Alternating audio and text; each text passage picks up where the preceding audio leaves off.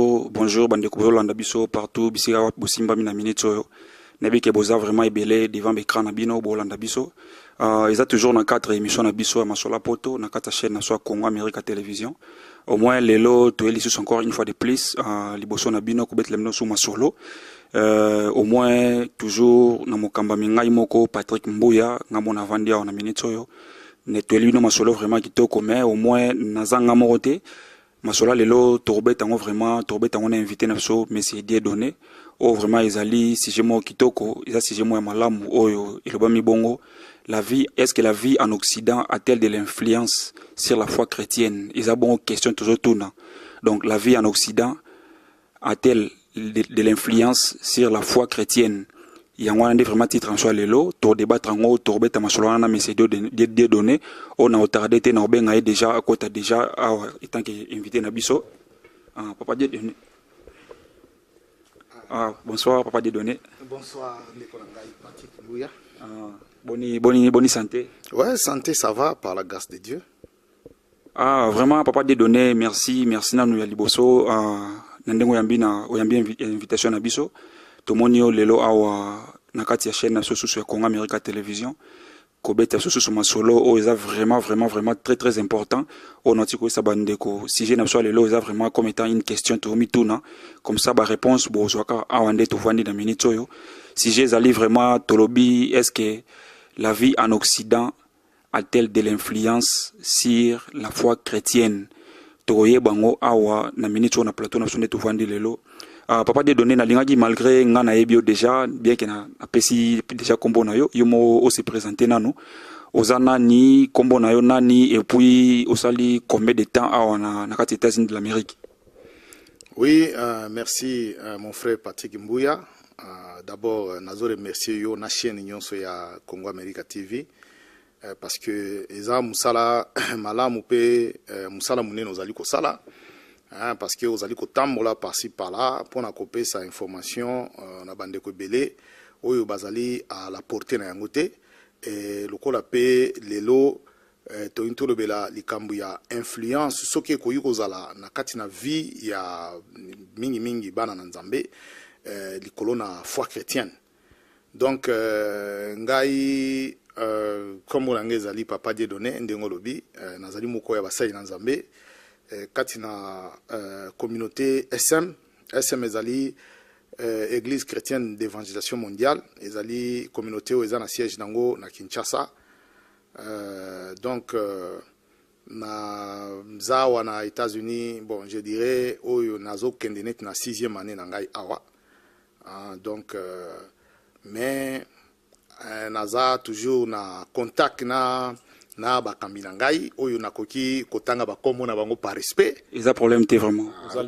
OK donc eza na mokambi ya communauté ezali apôtre Kapena et puis tozana molandani na ye wazali pasteur mais azali président ya disons président provincial donc ya ville ya Kinshasa ezali pasteur Bona Kamunga azali moko na ba passer d'ailleurs yambaki ngai l'air na kota ka communauté sika je pense na 2006 je pense na 2005 donc et puis tozana pasteur Simon azamoko pe azalo ka 3e personnalité na communauté donc bande ko na baza ba kambi bazalo kola ba papa na ngai na mulimo donc voilà c'est ça.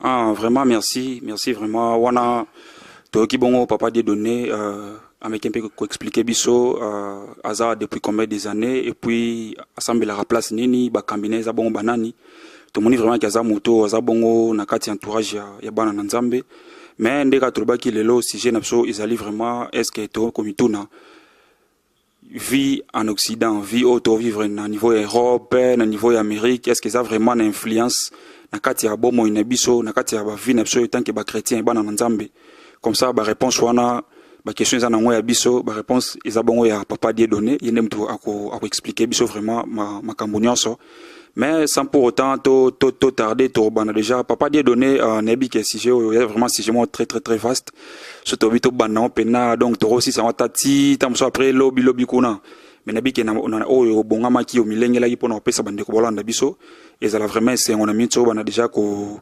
ko expliquer biso et puis ko bimisela biso oyo bombela ki biso par rapport à sujet na biso mais alors liboso vraiment to linga to tuna ndeka to lobi ba na nzambe soki vraiment vie auto vivre en Occident ezali une influence mona katikata bomo ina biso ngai vraiment nebi eza mo lo mo vaste mais la linga ki mpena ki nango moi malé mais dans le sens que so to lobi to ke tam soit à niveau ba couple est-ce que vous sentir lo ko wana vie oyo o eza na niveau ya Amérique to na niveau ya Europe eza vraiment une influence moko na bana na nzambe o baza bongo ba marié ndetro bana français. Oui, effectivement, ndeko na ngai Patrick donc sujet oyo eza sujet moko munene parce que la vie en Occident ça dit que eza ko reprendre baspect nyonso ya vie moto akozala nango et mutwana akozala un marié akozala pe célibataire omoni ça dit que influence ekozala na nyonso mais loko les amutuna na banzi ba réponse ko bandoko ya plus par rapport ya makambo tozo vivre o tozali komona na o tozo mona pe bandeko musu bazali ko mela biso lokola souci moko fo pesa solution na yango donc zomi mabiso to conclure que plutôt comme mabiso poto conclure ce qui influence ezali to ezalité donc eza bongo mais ce qui tozui par exemple aspect oyolobi ya couple c'est-à-dire que tozui awa lokola bandeko moko baza couple c'est-à-dire baza marié et que bon depuis Kinshasa ou bien Afrique sikoyo baye awa na poto ou bien awa na Amérique est-ce que vie na bango bakozala komene awa lokola ba couple est-ce que par rapport à environnement bango bakuti est-ce que influence goyo kozala bon nalingaki pona ko yanola na aspect na aspect wana donc to ba aspect wana un peu particulier ba couple to kotanga mukanda moko soko ko permettre oui effectivement vous allez libre to tanga mukanda ya 2 Corinthiens chapitre 13 verset 5 ezolo baboye o pesanga mo tambuke bolimbisa na longo la lunette parce que lunette tangez ali vide de loin donc na omona sans lunette na koyo komona sans lunette donc 2 Corinthiens 13 verset 5 ezolo baboye elobi examinez-vous vous-même pour savoir si vous êtes dans la foi. Éprouvez-vous vous-même. Éprouvez-vous vous-même. Ne reconnaissez-vous pas que Jésus-Christ est en vous? À moins peut-être que vous ne soyez désapprouvé. Donc, mukanda wana pona ngai ezali mukanda moko munene. Donc ngai na considéra kango makasi. C'est-à-dire que makambu na nzambe, quelle que soit la dimension, ezala oza célibataire, ezala oza marié, makambu na nzambe ezala kaya ko s'examiner.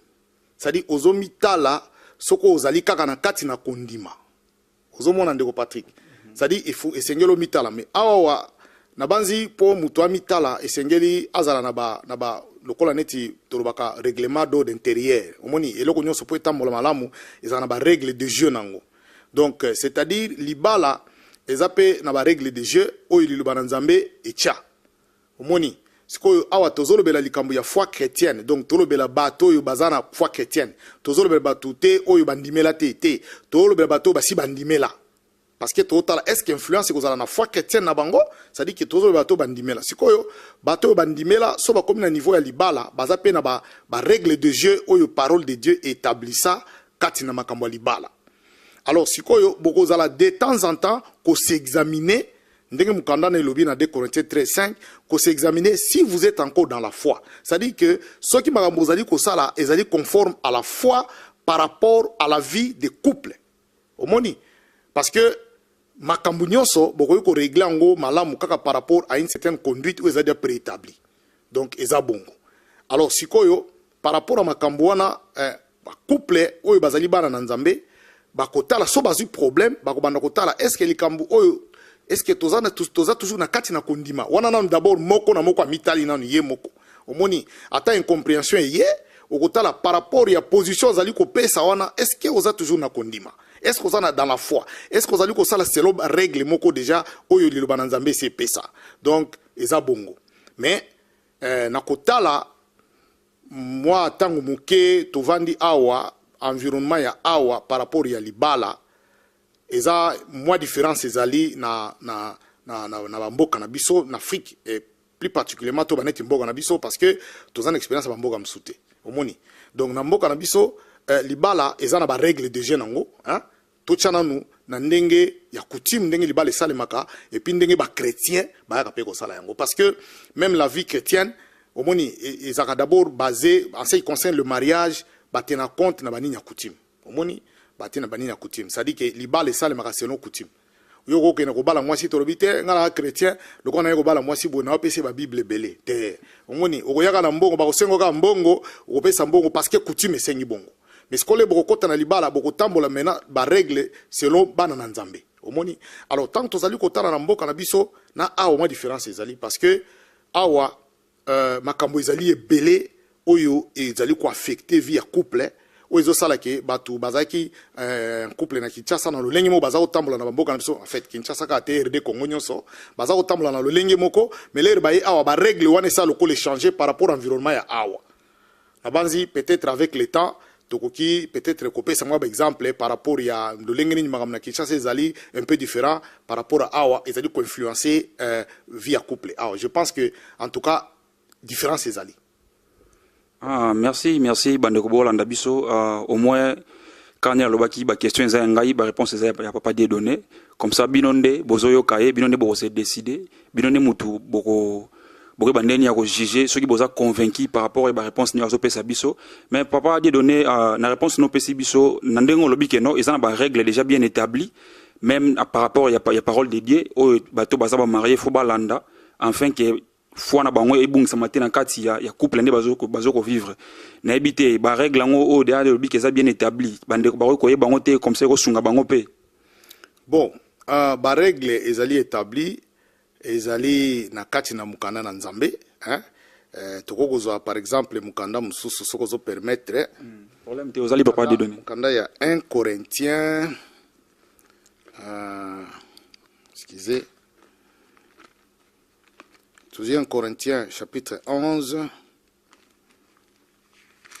verset bon tobandina verset bon 1 Corinthiens chapitre 11 verset 3 nazotanga au nom de Jésus-Christ ezolo babouye je veux cependant que vous sachiez que Christ est le chef de tout homme, que l'homme est le chef de la femme et que Dieu est le chef de Christ. Amen. Donc, mukanda wana ezola kisabiso na nu règle ya liboso ya libala yango wana. C'est-à-dire que Nzambe omoni azola kisa ordre moko de grandeur. Bon, nazolo ba grandeur na sens moko absoluté. Nazolo ba grandeur par rapport à une certaine à l'alliance. Omoni par rapport à l'alliance parce que moi si na moba les alliances basali liba les alliances. Omoni biso pe na Nzambe les alliances. Siko bazotal se biso awa bazako tia 4 personnages. Personnage à liboso balobi Christ est le chef de tout homme. Omoni place bazoban. Christ. C'est-à-dire mutu ata ebi Nzambe te kazanani ma ebi Christ. Abi que Christ ayaka awa ayaka na mukili pour sauver bato pesa ka vina moi ata mona mukayebi. Surtout ni mona muke Nzambe azanani des fois oyeba te ako hésiter mais surtout ni Christ azana ya oyeba. Abi so kaka aza sauveur na biso. Mais balobi Christ wana azali chef de tout homme. Après ba yekoloba deuxième personnage babi tout homme est le chef de la femme. Troisième personnage, bazongi siko et pas Christ balobi et Dieu est le chef de Christ. Donc ezana moi ordre moko bachi wana selon ya autorité. Omoni ça dit soto chango na ndenge ya normal parce que omoni o ezama maloba na Nzambe ben interprétant on ba langue belé mais façon bacheli wana bache pambate. Ça dit bache pambate. Donc na banzi na ko relire sous po na chak sana loko moko parce que des fois Bible ezaka mono tangi mais eloko eza penza ya munene kuna na kati etikala ka bomba ma batu ba mona kati. Omoni bazolo baboyi.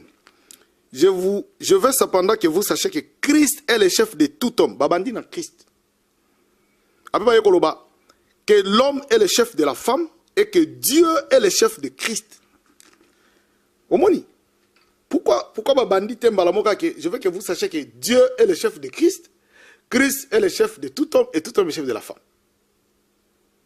Omoni place wana, c'est-à-dire logo moko ezawana, soki donc c'est-à-dire que au kota au méditer le bananzambe to simba ngote. C'est-à-dire babandi na nuna Christ, balaxi que aza chef ya mubali de tout homme et mobali aza quand on dit tout homme eza et l'homme et la femme. Mais tant que tout homme est le chef de la femme, va catégoriser par rapport à genre. C'est Mobali na Mwasi. Donc, Mobali aza sikoyo, chef ya Mwasi. Maintenant, c'est à Mwasi, Nzambe sikoyo aza chef à Christ. Et pourtant, il fallait avoir Nzambe likolo. C'est juste pour dire que ceux qui ont reconnaître Christ était, qui azali chef ya tout homme, même ceux qui ont soko yebi Christ et ko yebi Nzambe te, cela veut dire qu'on reconnaître te Nzambe azali kolona yo. C'est-à-dire soki mwasi a reconnaître te que mobali azali kolona ye, ezalo kola a reconnaître pete que Christ azali kolona pe Nzambe ali kolona ye. C'est ce que ça veut dire. Omoni. Donc wana ezali ordre à liboso na no bacha yangwana. Siko tamba zo ba le chef, ezali le chef selon compréhension batute. Que chef ndenge zala ke oza chef no na musala te. Chef a bazolo ba na sens ya ezalo ko neti degré moko d'autorité. Omoni, ils ont là degré d'autorité. C'est pourquoi moni mwasi soka bali azaka kombo ya nani ya mobali nae. Omoni mwasi azaka kombo mobali nae. Donc pourquoi? Parce que mobali azalo kola net autorité, aza autorité dans sens ya que mobali ndazo protéger mwasi. Mobali azalo kola azo protéger mwasi dans sens wana. Omoni, c'est ce que ça veut dire. Wana izaka moko ya ordre ezali établi mais règle de jeu on les a règle déjà liboso alors influence eza makasi c'est-à-dire que même muto abimaka mais na kati ya ndako na ye influence yolanda ye à cause ya internet makambo ezebele et puis d'une manière générale vie ya poto awa na Afrique eza vraiment très différent omoni par exemple na poto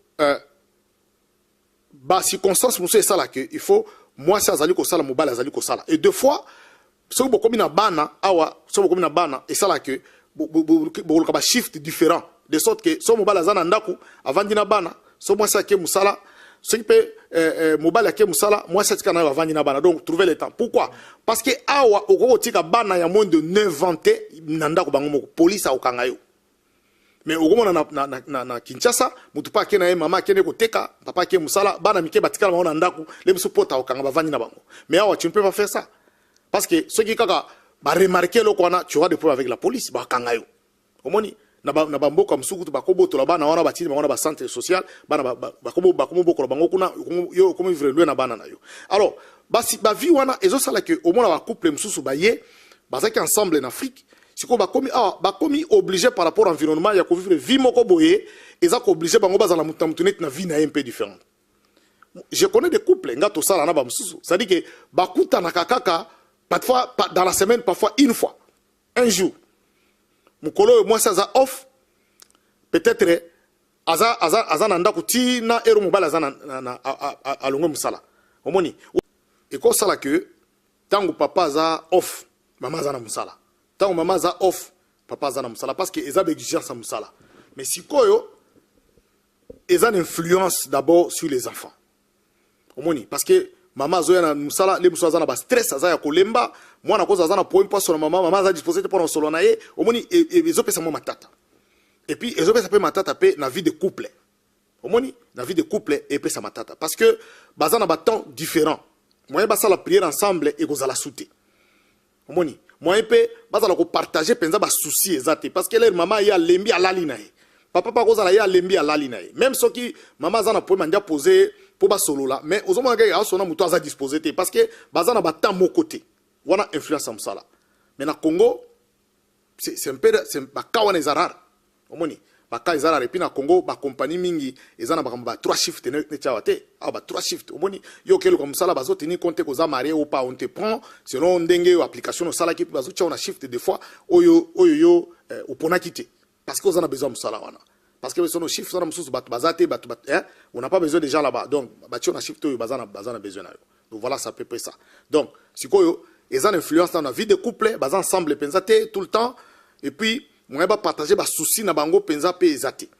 Et puis na makambwana et là comme souci eza différent na Congo eza que awa soko muto au bandi musala omoni automatiquement bazo il faut un compte bancaire na yo moni bano verser bano ça déposit bano ça la versement ya salaire na compte bancaire na yo pas de donner na kati ote aux assir pena ba couple la bongo zoloba aux assir so o ya sala moi so sala mbale o sala est-ce que ba couple la bongo ba pena ba jara couple ba oza na compte bancaire moko bon compte bancaire moko eza moko na ba solution na ba problème wana mais eza pe na ba problème kaka parce que là tous autres c'est likambo ya foi chrétienne parce que ndenge to ba foi chrétienne eza na ba règle de jeu bon d'une manière générale moi si aza na compte bancaire na parce que musala ndezo exige bongo que oza na compte bancaire ba no verser le bongo bon hein, c'est à peu près ça parce que makambo belé ezo senga oza na compte bancaire parce que oba na otambola awa omoni botambola na cash za benzate omoni sikoyo ba couple na koluka ba solution ba sala nini moi chose na compte na yo mobala za na compte na ye mais boza ko na compte moko commun boza na bufungoli compte moko e koza na kombo ya mobali to ya nani compte wana sikoyo eza commun omoni donc o sikoyo boyokani ndenge nini bobana ko alimenter yango peut-être na salaire na yo parce que couple ya bien moi si ayebi combien mobala gagnaka par heure omoni et puis moi si pas ayebi combien mobala gagnaka mobali pas ayebi combien moi si gagnaka sikoyo bozo boyebi que non ce qui est aussi par mois ou bien par semaine selon mano futabino boyebi que non tokoza sikoyo montant autant to bana kocha na compte wana commun mais cela ne veut pas dire que mbongo ya moi ça sala ndenge alingi mbongo mobali ndenge alingi donc ba vrai chrétien compte commun ezaka pona ko hein pona bozala kaka na économie moko boye omoni bozala na économie moko boye boye que non mbongo to bana kosimba te beto sala ngoli kambo boye boye so yekwei mais moi ça na compte na ye mais sikoyo moi ça na compte na ye mobali pas na compte na ye mais le kolo baza en couple et aussi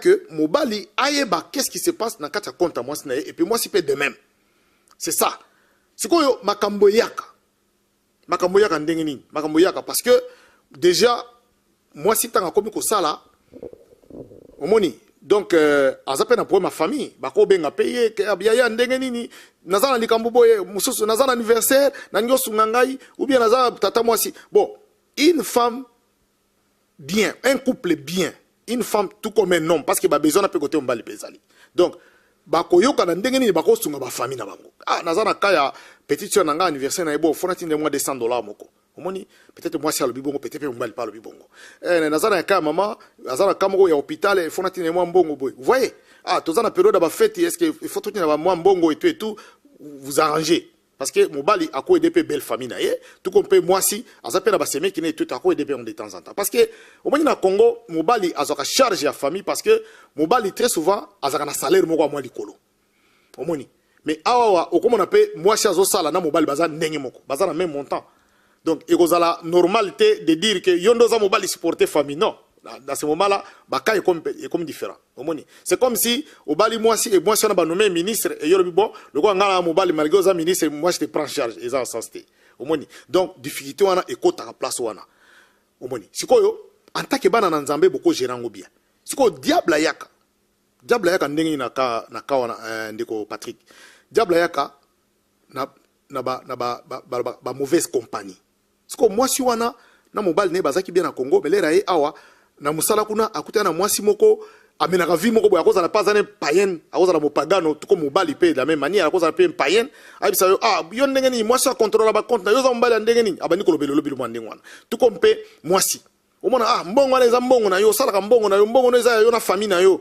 hein mobali akontrola mbongo no ndenge nini alors isalaka ndenge nini mensonge koti moi je connais des gens mensonge pensé koti omoni des fois mobali des fois a dépensé mbongo et puis à l'outil justification moi ils ont tenu débouté tout comme moi si a dépensé mbongo na yemoko des fois ko ba yibi mbongo ou bien nazo comprendre te mbongo yo na comprendre nazo sala ngai na sala kana de komo boye aza ivoirien donc aza ina problème moko basali donc aza na mbongo na ye ake ko verser na compte na ye bon et puis la zongi aye ko remarquer que na compte mbongo ekota kité ah balandeli boye et bien que employé wana on n'a pas compris que employé a ça qui déposité bon ndeko wana azaki na connaissance à mundele moko balandeli dossier parce que eza banque une grande banque yo que ne quoi acquiser un employé ya banque munene que a mbongo na yo ezaki soki pe $1000 que a ça déposité bon $1000 na mboka oyo mutako yiba ngopo akena ngwa omoni mais il était vrai que cette dame là a salaka déposité. Donc dame wana azaki ne kolongwa. Alongwa de na compagnie wana na banque wana.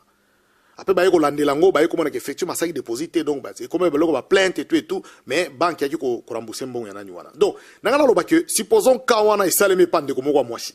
Est-ce que mobala kondima ke elo isaleme mbongo on dimate. Omoni donc ezo senga confiance. Omoni na couple dans ce cas-là et senga confiance. Donc mobali à cause na problème à poser moi si a posé pour mobali mais donc base na bango za ndé confiance.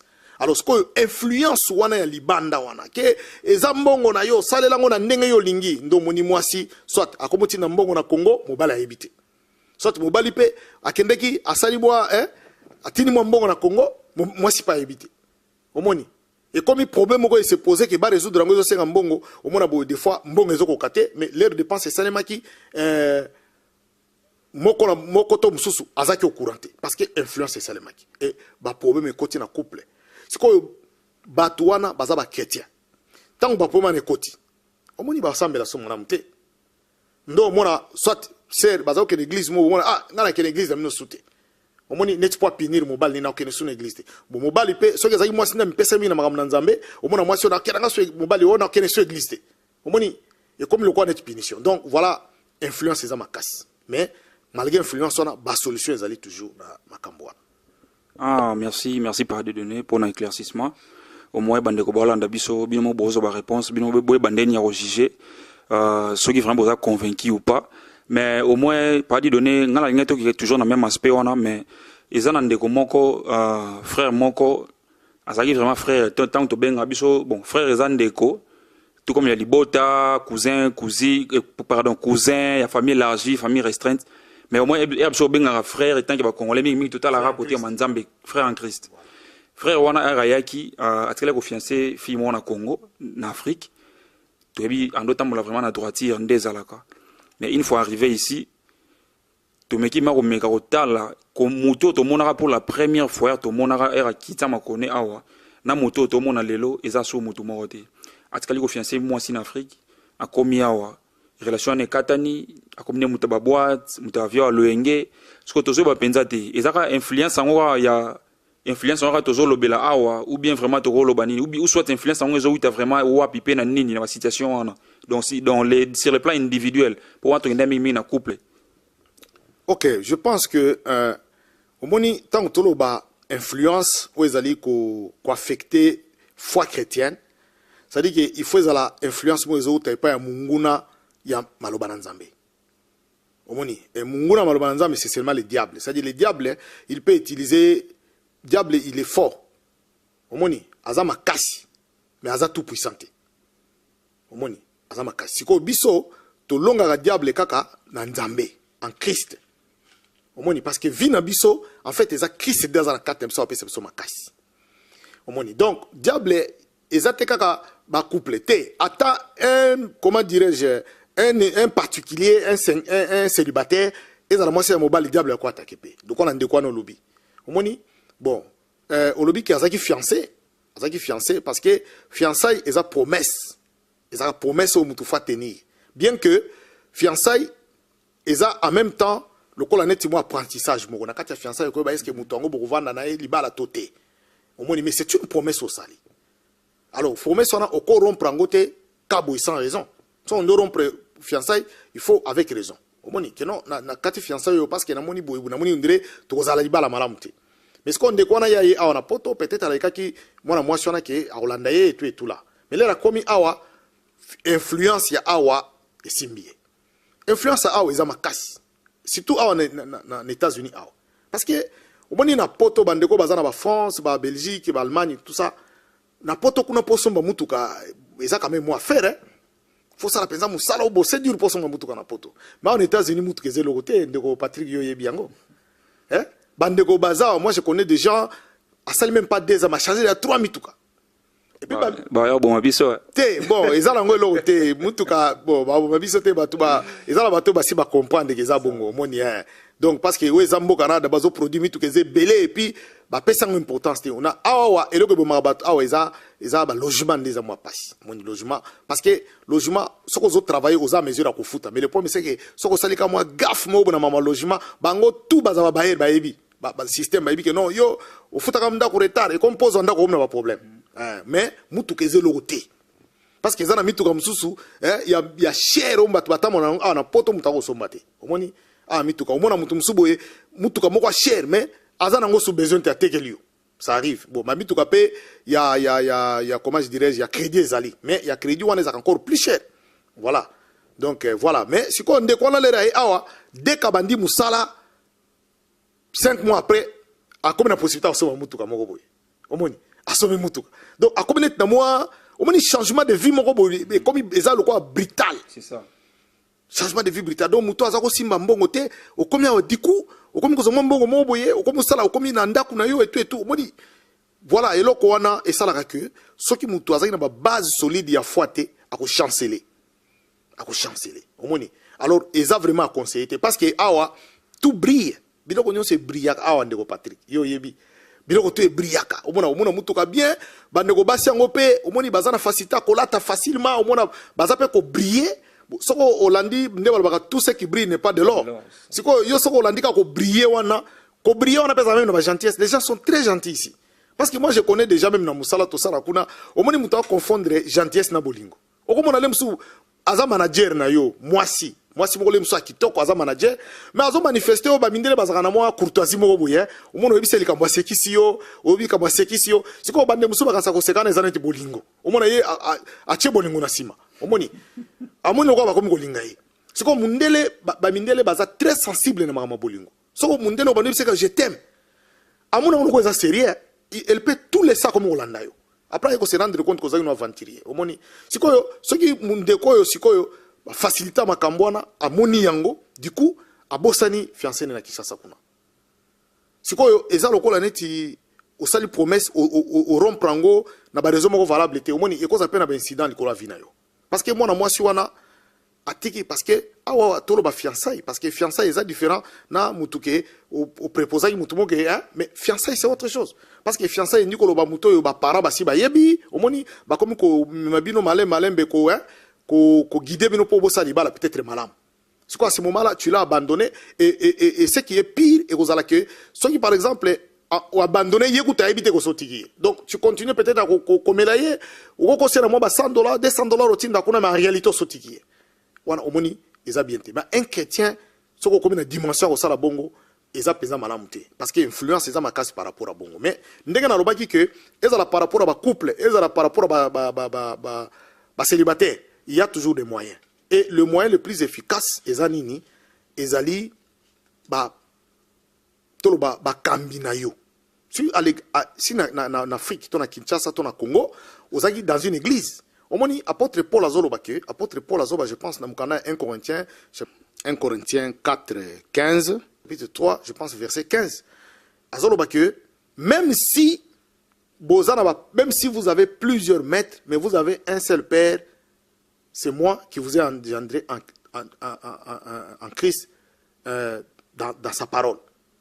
Omoni. Ça dit beaucoup de batata et belé, batal se no magam nanzambe, mais vous en tata donc Paul Azali père spirituel à Corinthiens.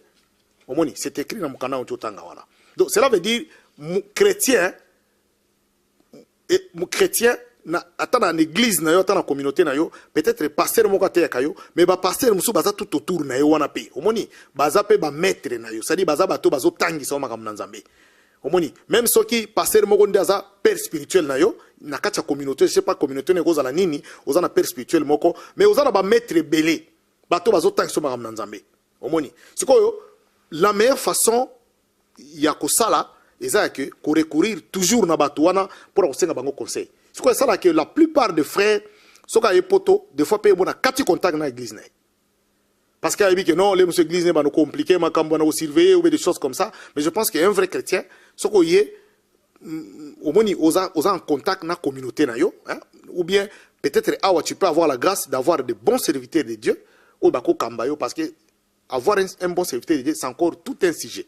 C'est tout un sujet. Parce que, au moins, oh, mais quand c'est une église, mais l'église, on a le recueilli, peut-être, moutazo comme église, on a benga manama nzambete. so aka église na ndenge na ye et fin de fin comment nanu un vino ou changer te yo oyaka kuna asolaka non mais quand toi tu t'examines verset na pesa ka liboso wana quand tu t'examines ozomona ke ozasu dans la foi te tant ozo s'examiner ozasu na kondima te mokende que prière mais vino zo changer te vie tozolo ba ezate ke vie matérielle et tout non vie spirituelle nanu ke yo moko ozo sentir peut-être que nazana kati ya kondima ozasu tu es conscient que ce que tu fais ce n'est plus makamna nzambe donc ozattache tout na vino moko ya kala. Donc ça peut près ça. Donc si tu as des hommes de Dieu, bazali ko encadrer yo, hein, bazako solona yo, bazako talisa yo, makambu ndenge sengeli osala, je pense que au côté les bien. Que soko za yo moko, o sutuko so bungi nzelo komi musika et comme difficile pour zongasima. Voilà. Ah, vraiment, merci pour des données. J'espère que moi, cela, le lot vraiment, il est vraiment belé pe moulaï. Ndeka Toloba qui est vraiment sujet, il est tellement vaste. So vraiment, tu as décortiqué nyonso. J'espère que toro vidéo émission naïbi que Mambolo Beleza vraiment belé. Mais au moins, ils ont bon première partie à émission Nabiso. Ils ont vraiment première partie. Il y aura une deuxième partie où il y a l'issue. Bon, on a continuer suite nango. Mais toro kabana bon côté parce que tu communes souka. Papa des données. Tu l'as dit juste naïbi étant que Moussa Nzambe. Na nyonso oyo tolobi na déraillement nyonso oyo totikoloba na ba déroute nyonso oyo totikoloba bandeko nyonso bado bunga nzela etant que ba chrétien bokoyi kosala nini ben tokoyi kosala nini pour toza ba chrétien tokoyi kosala nini pour te bandeko wana nyonso oyo bazobunga nzela ba continuer toujours ko demeurer dans la bonne voie.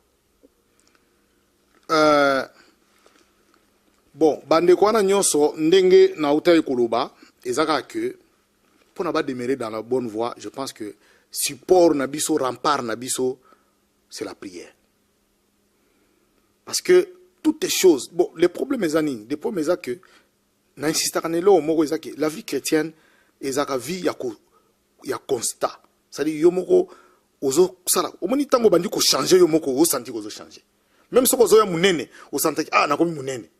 So bandi ko na kondi. Magam nanza me pesa ndenge moko.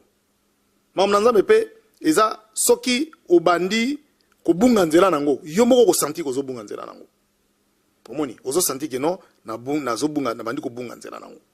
Donc siko la meilleure façon de faire eza d'abord ezo senga communion parce que bazolo ba que mi balé et lekimoko so yo moko ko kate donc communion ndiko ba que il faut ça ce qu'on a place moko oyo quand tu as un problème spirituel bazo sunga yo omoni aux un problème spirituel bazo sunga yo parce que so oza moko kate ko bonde la paix yo moko parce que oza la paix na ndako omoni ba difficulté supposons tu es marié et que comment on a ba difficulté na komo kota na ndako na yo supposons na cas couple par exemple donc et ça la que na posa osambeleza sute tabande comme so bon na osambela sute na osambela ndeni mutoto ala ndako na zo empêcher osambela zo peso bakanda bona boy ozo prier sute mais ce qui oza na mutu moko ayebi même pas que otika même na prière. C'est quoi neni? C'est pourquoi communion fraternelle les a bien.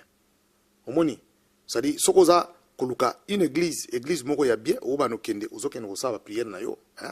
Ozaka besoin te kaka okende kono koma soki serviteur de non, tu vas seulement prier ozozonga. Bon, soko moni église wana eza vraiment bazana doctrine bien. Batambola kanano a partir de mokambi nanu moko banga nzambe ezali soki pe ma passer aza kuna azobanga nzambe et tout, hein? Parce que ça sert à rien que sika oyo déjà les ozo ki mambulo oko tanamai. Donc à ce moment-là, ils ont passé. Alors batona ba komo sunga o sikoyo na ba prière pe, ba sungo pe na ba conseil. Omoni place peut-être bozade ko yoka na temo sina mobali, des fois ba yeko réconcilier bino. Bon, ce qu'on a la vie, il y a yomoko un chrétien, oza yomoko yaki awa et puis on remarqué au comme na ba vie, il y a ba boîte, il y a okende ba vie moko ba masanga et tout des choses comme ça, au bandi ko bunga nzela malembe. Omoni.